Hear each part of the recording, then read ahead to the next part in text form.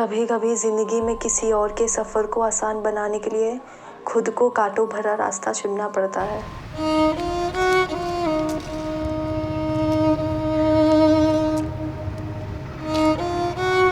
अरे रश्मि, तू यहाँ? और ये गुब्बारे बेचने का काम कब से शुरू कर दिया तूने? अरे साबिया, तू यहाँ पर? वो हमें कुछ पैसों की ज़रूरत है ना, इसलिए हम ये काम कर रहे हैं। अरे तुझे कोई और काम मिला नहीं क्या जो ये गुब्बारे बेच रही है? दरअसल मेरी एक मजबूरी है ना, इसलिए ये काम कर रही हूँ। तू तो ऐसे बात कर रही है जैसे तेरा पति कुछ कमाता ही ना हो। नहीं साबिया, ऐसी कोई बात नहीं है। वो तो लॉकडाउन के बाद अभी अभी उन्होंने नया काम शुरू किया है, तो उन पे कोई ज़्यादा बोझ ना पड़े, इसलिए मैंने भी ये काम शुरू कर दिया। तू ना यही काम करने लायक है। मुझे शर्म आती तुझे अपनी दोस्त कहते हुए। आंटी, आप मेरी मम्मी को क्यों डांट रहे हो? मेरी मम्मी तो... अरे बेटा, कुछ नहीं बोलना है अभी। ए लड़की, तू क्यों बड़ों के बीच में बोल रही है? और रश्मि, आज से अपनी दोस्ती खत्म। मैं जा रही हूँ, तू बेचती रही गुब्बारे।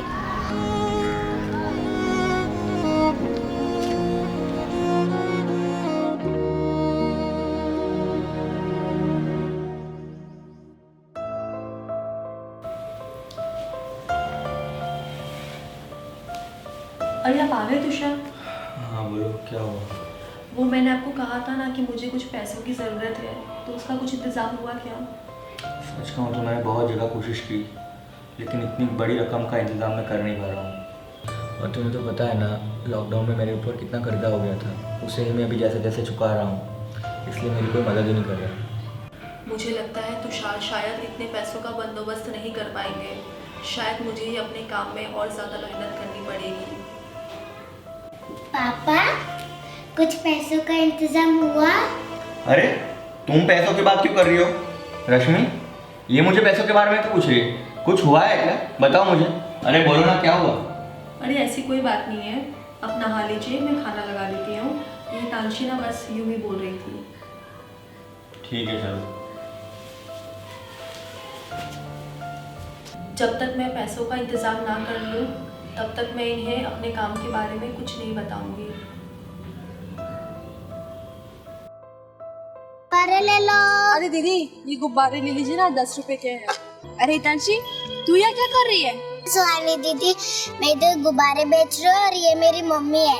आखिर तुझे क्या जरूरत पड़ गई इतना छोटा काम करने की? क्या ये तेरी दोस्त है?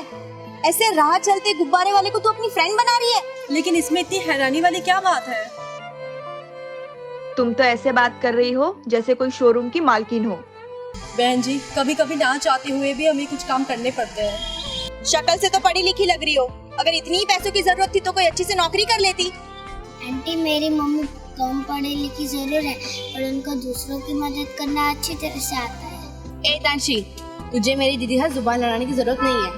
अरे चलो सुहानी, ये लोग तो पैसों के लिए कुछ भी कर सकते हैं। अरे आंटी, ये फुगे ले लो। अरे मैं ऐसे सस्ते बलून नहीं लेती, और लूंगी ना तो 2 मिनट में फूट जाएगा। हाँ। अरे भैया, ये बलून ले लीजिए ना। नहीं, मुझे बलून नहीं चाहिए। अरे भैया देखिए तो। क्या देखूं, इतने गंदे बलून है, मुझे बिल्कुल पसंद नहीं है। मम्मी ऐसे ही चलता रहा तो क्या होगा? पता नहीं बेटा, सुबह से एक भी बलून नहीं बिके। अगर ऐसा ही चलता रहा तो सच में हम उसकी मदद नहीं कर पाएंगे।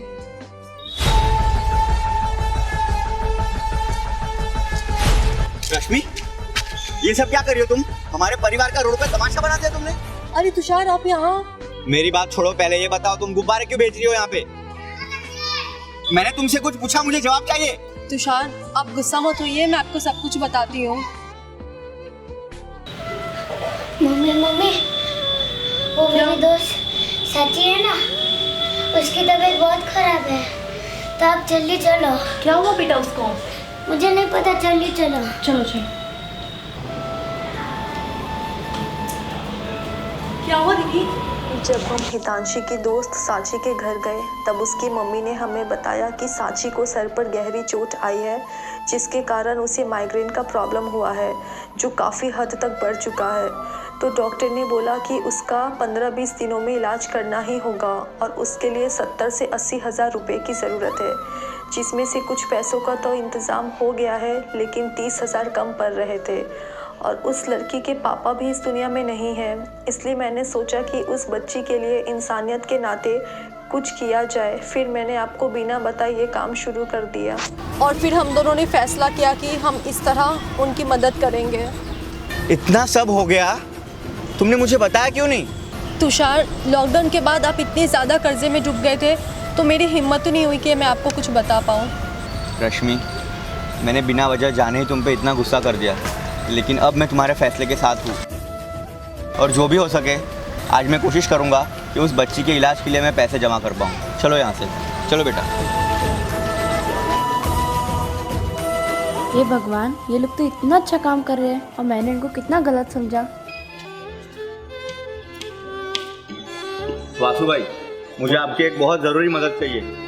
भाई देख तुषार, अगर पैसों की बात होगी ना तो मैं बिल्कुल मदद नहीं कर सकता। भाई ऐसा मत बोलो, मुझे अपनी बेटी की दोस्त की इलाज के लिए पैसों की सख्त जरूरत है। क्या तुषार, तू दूसरे की मुसीबत को अपने मत्थे ले रहा है यार। तू पहले खुद देख, तेरे ऊपर कितना कर्जा है, अभी वो खत्म हुआ नहीं, तू दूसरे की मुसीबत अपने ऊपर ला रहा है यार। इंसानियत के नाते ही सही, वासु भाई कुछ तो मदद कर दो। देख तुषार, मैं तुम्हारी मुसीबत को न समझ सकता हूँ, लेकिन यार अभी तो हालात देख, सबकी हालत खराब है यार। अभी मैं तुम्हारी कैसे मदद करूँ? देख तुषार, मैं बिल्कुल मदद नहीं कर सकता भाई, अभी तू जा यहाँ से प्लीज।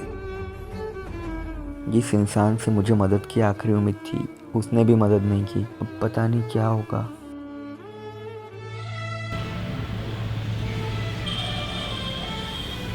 क्या हुआ तुषार, कुछ पैसों का इंतजाम हुआ? पैसों का इंतजाम नहीं हुआ। मेरे पास सिर्फ इस महीने के राशन के 7,000 रुपये हैं और तुम्हारे 5,000 मिला के सिर्फ 12,000 हो गए। तो हम उसमें मदद कैसे करेंगे? कोई बात नहीं तुषार, हम इतने पैसे उनको देकर आते हैं तो कम से कम थोड़ी बहुत परेशानी तो उनकी दूर होगी। रुक जाओ रश्मि। अरे बहन जी, आप यहाँ क्या कर रही हैं? अरे रश्मि, ये लोग कौन है? अरे पापा, ये वही दीदी है, जब हम गुब्बारे बेच रहे थे ना तब इन्होंने हमारा बहुत अपमान किया था। क्या? ये क्या कह रही है तांशी? हाँ तुषार भैया, हितांशी सही बोल रही है। मैंने उस दिन बिना सच जाने इन दोनों के बारे में बहुत गलत बोल दिया था। हाँ तुषार, ये वही लोग हैं। क्या? तो अब आप लोग यहाँ क्या करने आए हो? हितांशी और सुहानी की दोस्ती को भी मैंने बहुत गलत समझा और आज मैं इसका प्रायश्चित करने आई हूँ। रश्मि, ये तुम रखो। अरे दीदी, इसमें क्या है? रश्मि, इसमें 30,000 रुपए है तुम्हारी दोस्त की बेटी के ऑपरेशन के लिए। अरे दीदी, आपका बहुत बहुत शुक्रिया कि आपने हमें समझा और आपने हमारे लिए इतनी बड़ी मदद की। मुझे सुहानी ने आके जब सब बताया तब मुझे पता चला कि उस बच्ची के लिए तुम कितनी मेहनत कर रही हो। तो नए साल के दिन मैं तुम्हारी इतनी मदद तो कर ही सकती हूँ। बहन जी, आपका बहुत बहुत शुक्रिया। नए साल के इस मौके पर आपने उस बच्ची की बहुत बड़ी मदद की है।